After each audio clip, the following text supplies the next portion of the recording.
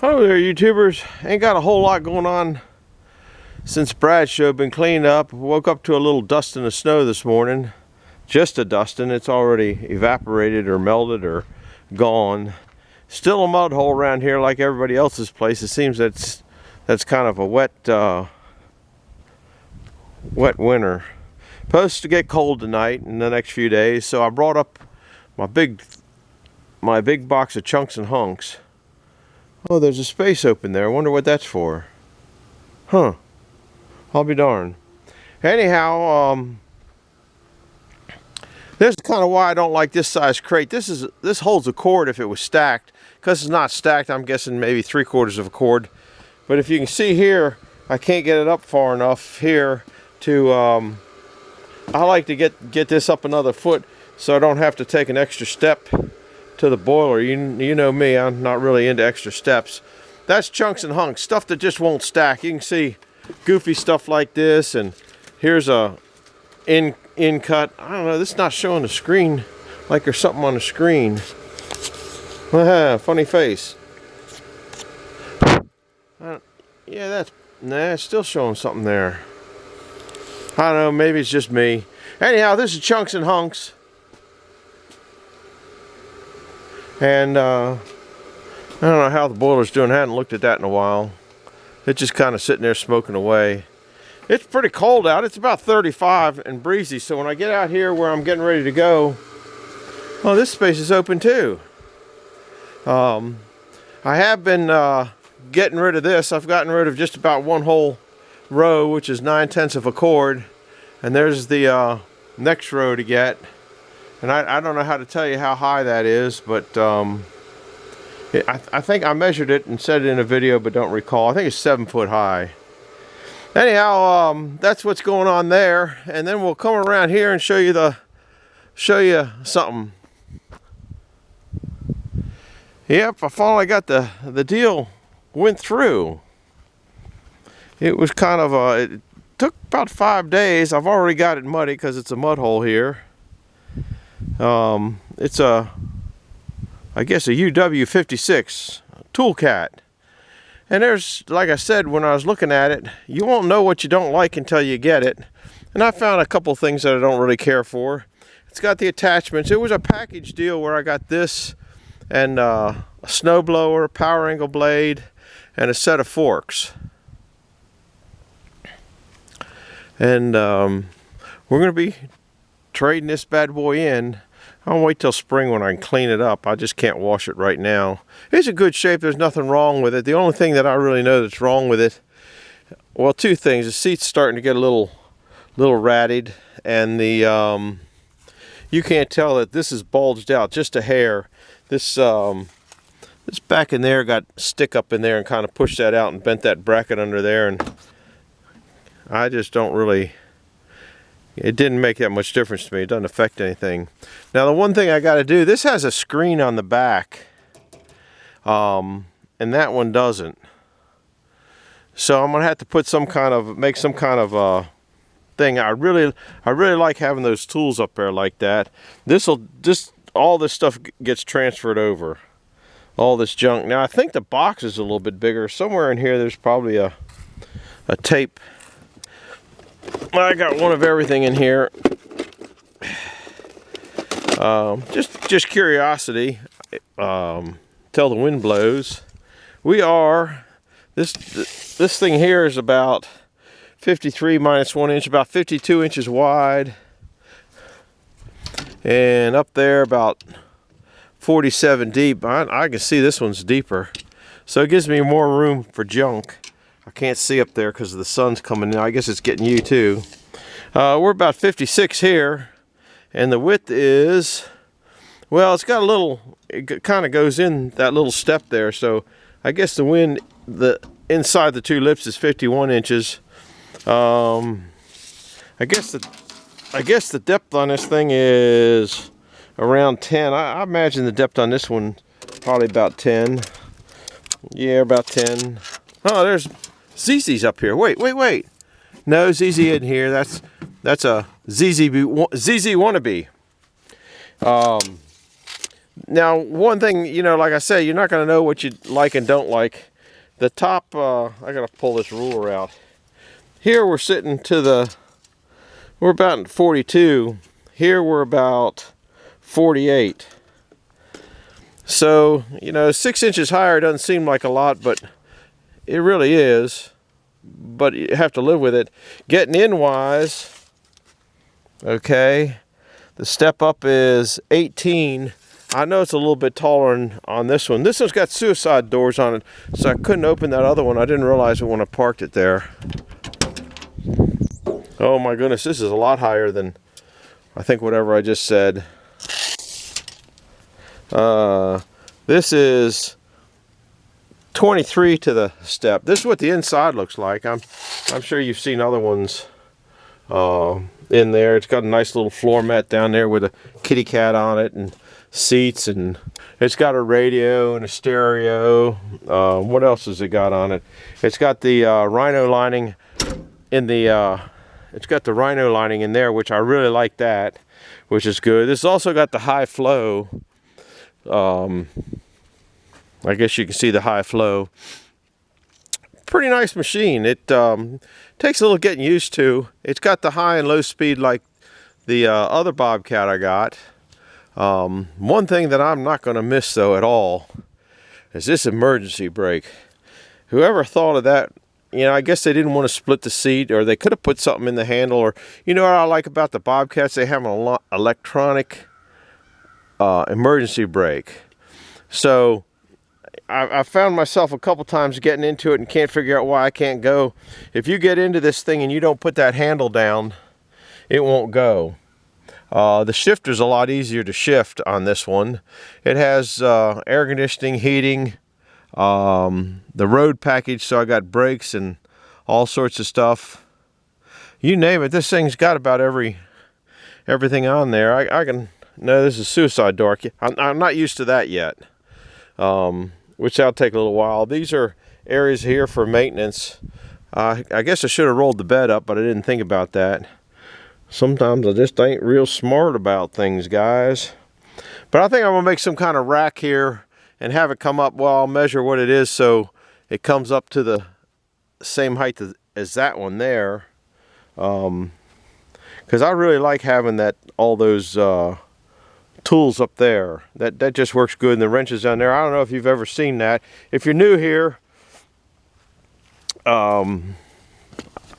to get it up higher off the ground a little bit, I got 2 boxes in down there, and that one's not attached, I don't think. These are bolted to this one here, and I got, you know, miscellaneous junk writing stuff. Then I got small wrenches, then big wrenches, then I don't know what I got. I think that's metric stuff and that kind of stuff. Over here, log crayons, calculators. That's where I keep my moisture meter. That other moisture meter stays in here a lot of the time. Here's all 1/4 inch drive stuff, so that's pretty good. Here's 3/8 drive stuff. Here's 1/2 inch drive stuff. So I can get out there and get just about anything I need done. And if not, you know, you can see it gets in the back. I mean, you have a toolbox to put all that put the drills and all that kind of stuff in, but you just kind of, I don't know. I don't use that stuff all that often, but when I use it, I have a tendency not to take it out because you never know when you need it again. I got 2 chainsaws in here, a blower. The other chainsaw I think is still in the back of my car someplace. I don't even know where that is. Wood splitting stuff. There's traps in there. There's mouse traps there. Those are squirrel traps there. Anyhow, thought I'd bring you along. Oh, it's also got I guess a 2-inch receiver. Now, one thing I don't really care for it, but that doesn't have it either, is when you back up, the first thing you're going to hit is the bed. So I think I'll probably come up with some kind of a bumper assembly for this because I'm not very good at backing up. You know, I just, you know, even though they got guards here, you know, the guards are all right for brush and stuff like that. I don't like the backup alarm, but I think that's programmable out. So that's a good thing. What else? There was something else I didn't care for. I don't remember what. I think that might have been. Oh, it's got the goofy latch thing like all of them got, so I'll probably straighten that out and put a like I did on this one. Everybody complained about the Kubotas not having, you can't open the door with one hand. So now if I got the camera, I can't open the door, but when I put this on there, it's that simple. Well, it's not that simple. Empty can there. Oh, let's see if we can get this back up there. Anyhow, I think I'm going to come up with something like that where those twist, this pulls straight. So I might take this out and machine a bolt in there or something like that, or put a little something on there. I guess I could weld an eye loop on there, cut this off, weld an eye loop on there, and just put a rope in between, and that's a lot. I find that a lot more convenient than having the two. This is pretty sturdy bed. I do like the Rhino lining. It's in the other one. It's in this one. It also has a reverse camera. I don't really care for these yet. I think they might get in my way, and they, I don't know. I'm just not really sold on those yet. I can't get them now. It's got super LED lights on it everywhere. I mean, it's got some good lighting on it. Four-wheel drive, traction control. So I guess that's probably later technician than where you got that differential lock. I got the optional high flotation tires, which I like that because I don't want to, they just mess up so much. Don't want to take it back because I don't feel like getting it muddy, but I did take it back there one time. But after that little bit of snow, it's pretty sticky down there. That's about it. Don't know what else to tell you. It is kind of nice in there with the heat, though. I can tell you that. This one's been a good ride for me. There, like I said, there's nothing wrong with it other than those two that I can think of. Other than those two things that I point out there, you can kind of see how that sticks out just a hair. And it's just a bracket that needs to be bent back in, and I tried to bend it in, but it just didn't want to go back the way it's supposed to. And the seat, I don't know. I guess if somebody got it, they could, maybe put duct tape over it. I've seen on YouTube a couple different repairs. It probably, if you get duct tape, then the next thing you know, you got sticky on your pants and stuff like that. This one's, I don't know how many hours I got on this. 1550. And I actually service this thing regularly at every 100 hours, which is amazing for me. But it needs a good pressure washing bath and polished up and cleaned up, and yeah, a little bit of stuff taken out of the back. Oh, I got to, the one thing I did in this thing, I don't know if you can see it down there, is I put those pads in there. Yeah, you can't see it. I'm all filled up with stuff. I got to distribute some of this stuff, so I'm going to be working on a little bit of that. I'm going to go in the back and work on the, can't think what I'm thinking of. Well, we'll walk down here. Working on the cleaning up around the other sawmill. I'm still doing that. Might have to readjust the lead on that one. I had it adjusted and I forgot to tighten a couple bolts, and the back mandrel bearings, the back one away from the saw was loose, and I was running it with, I wasn't sawing with it, I was running it and I was just kind of walking around and doing it. I haven't looked at it in a long time thing, and I saw that thing was loose, so I just tightened it up, and that's how you set the lead on them. So I haven't set the lead. I trimmed those trims the other night, and it seemed to trim all right. These are the that's the blade. Nice thing about the blade, it's got the nylon cutting edge, so it won't hurt my asphalt. I think if I leave these feet on, those feet on though, that'll scratch the asphalt, because that's steel on steel. That's the way they go.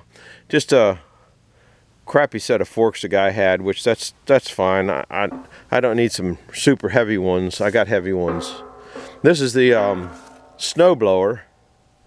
I greased it up. The chain was a little nasty, so I put some stuff on there and hooked it up and ran it. And it ran fine. This cylinder was pushed up all the way, which I didn't like that, because then the cylinder is exposed to air. This one here, I had to replace that already.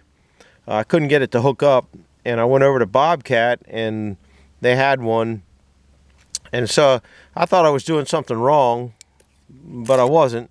So I took in had him try the one I took over there, because I took it off. So, and he went in there and the gentleman plugged it up and it worked. And I said, well, there's a tool cat right there. You mind putting it on a tool cat? And he couldn't get it to go on.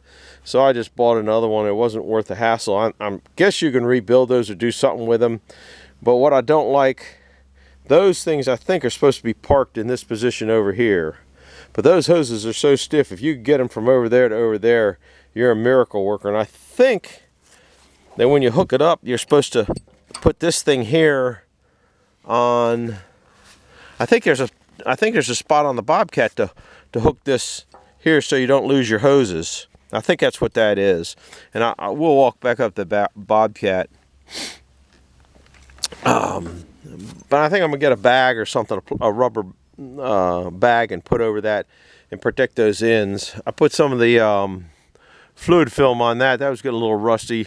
It wouldn't take much to rust through that and have that blow a line, and then you'd be down. You know, I don't know how to explain it. I guess you could cap it off down there, but it wouldn't take much to. A little thing like that can really stop you from doing anything. We can go over to the sawmill, but nothing changed over there except for mud. So basket's starting to wind up. I did almost 3 cords of wood. You know, I keep track of it. I did almost 3 cords of wood on in January. Maybe February be a little colder. It sure be helpful to get rid of bugs and stuff if it would get another cold snap like it did around Christmas time. I think it would help a lot in the bug control to get down there and freeze some of the beetles, larvae that are in the ground, and different things like that. Anyhow, we'll go up there, and I'm pretty sure there's a pin on that Bobcat tool cat to put that hose, keep it in order thing. Whew, it is cold out here, guys. Breezy. I guess guys might be getting the breeze. So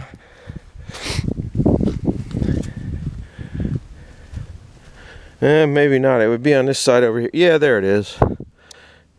I think that's what it is, to control the hoses. I'm going in where the boiler is.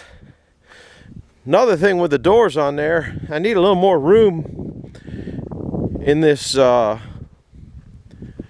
area here. So I'm going to take and I got to get that shelf of miscellaneous trash out of here. It's just junk I save. Who knows what it is? How about a fire alarm light, or blower motors, or there's another fire alarm light. That's part of a flex joint. There's a breech temperature. Here's anybody know what that is? That's what they call a well when you put in, oh, did you see that? It used to always lean this way because I had logs behind it, and I had to have a rope on it to keep it from coming this way.